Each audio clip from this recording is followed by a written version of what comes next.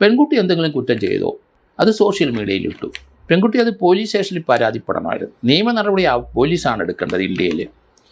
പെൺകുട്ടി അത് social media ഇട്ട് കഴിഞ്ഞാൽ അത് വളരെ വൈറലായി. അയാളുടെ അന്തസ്സും ആഭിജാത്യവും അഭിമാനവും എല്ലാം ഒന്നടച്ചു പോയി. അയാൾക്ക് വീട്ടിൽ കയറാൻ മേലാതെ, അയാളെ അമ്മയുടെ മുമ്പിൽ ഫേസ് ചെയ്യാൻ പറ്റാതെ വന്നു. കുട്ടി അതിന് നിരപരാധിയാണെങ്കിലും ആ പെൺകുട്ടി അത് സോഷ്യൽ മീഡിയയിൽ ഇട്ടു.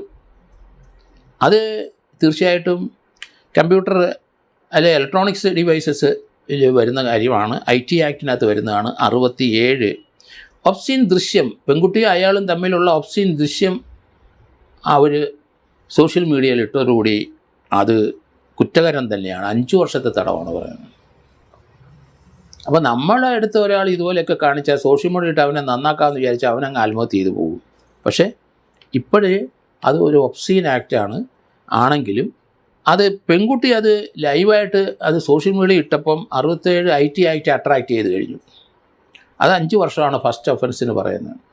1,00,000 രൂപ പിഴയും പറയുന്നുണ്ട്. ഇനി അത് എവിടെയെങ്കിലും ഈ പെൺകുട്ടി രണ്ടാമത് എവിടെയെങ്കിലും കാണിച്ചിട്ടുണ്ട്, സെക്കൻഡ് ഒഫൻസിന് ഒരു 10 വർഷം തടവ്. അവർ ബസ്സിൽ യാത്ര ചെയ്ത് ഒരു കുറ്റവും ചെയ്തതല്ല, നിരപരാധിയാണ്. ആ ലാസ്യവിയസ് ആക്റ്റാണ് അയാൾ കാണിച്ചത്. അപ്പം അല്ലെങ്കിൽ ലസ്റ്റ്ഫുൾ ആക്ട് നമുക്ക് പറയാം. അത് ലാസ്യവിയസ് ആക്ട് എന്ന് പറയുമ്പോൾ അതൊരു പ്രവൃത്തിയാണല്ലേ, അഡ്ജക്റ്റീവായിട്ട് നമ്മൾ കണക്കാക്കുന്നത്. ഒരു പ്രവൃത്തിക്കാണത്. നടക്കുക ഇരിക്കുക എന്നൊക്കെ നമ്മൾ പറയുന്ന പോലെ ഇയാൾ ലാസ്യവിയസ് ആക്ട് പ്രവർത്തിക്കുകയാണ്. അതൊരു അഡ്ജക്റ്റീവാണ്. നിരപരാധിയായി വെറുതെ ഇരുന്ന ഒരു പെൺകുട്ടിക്ക് ഇപ്പം 5 വർഷം വരെ തടവ് കിട്ടുന്ന ഒരു ഒഫൻസിലേക്ക് അട്രാക്റ്റ് ചെയ്യുകയാണ്. ഇത് മനസ്സിൽ നമ്മൾ പലരും ഇതുപോലെയുള്ള കാര്യങ്ങൾ പലൊക്കെ ചെയ്യുന്നു. നമ്മുടെ ഭാഗത്ത് കുറ്റമില്ലെങ്കിലും ചെയ്യുന്ന പ്രവൃത്തി സബ്സിക്വൻ്റായിട്ട് കുറ്റകരം തന്നെ ആയിട്ട് വരുന്നതാണ് ഇതിൽ ഈ സംഭവത്തിൽ നമ്മൾ പഠിക്കേണ്ട പാഠം.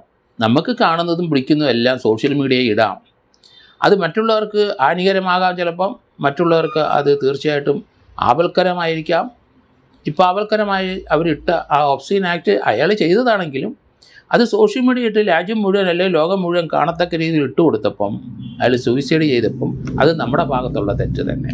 നമുക്ക് നിയമപരമായിട്ട് അയാളുടെ നടപടി എടുക്കാം. ചിലപ്പോൾ ഈ പെൺകുട്ടി പരാതി പോലീസ് സ്റ്റേഷനിൽ കൊടുത്തെങ്കിലും നിയമപരമായിട്ടൊരു കേസ് പോലീസ് എടുത്തെങ്കിൽ അതിന് ശേഷം ഇയാൾ ആത്മഹത്യ ചെയ്യാം. അപ്പോൾ പെൺകുട്ടിക്ക് അതിനകത്ത് കുഴപ്പമില്ല. നിയമപരമായ കാര്യമാണ് പെൺകുട്ടി ചെയ്തത്. അതേസമയത്ത് പെൺകുട്ടിയുടെ പ്രവൃത്തി ഇതുപോലെ സോഷ്യൽ മീഡിയയിൽ കൂടെ വരുമ്പം അത് വേറെ വകുപ്പ് IT ആക്ടിലോട്ട് കയറി വരുന്നു.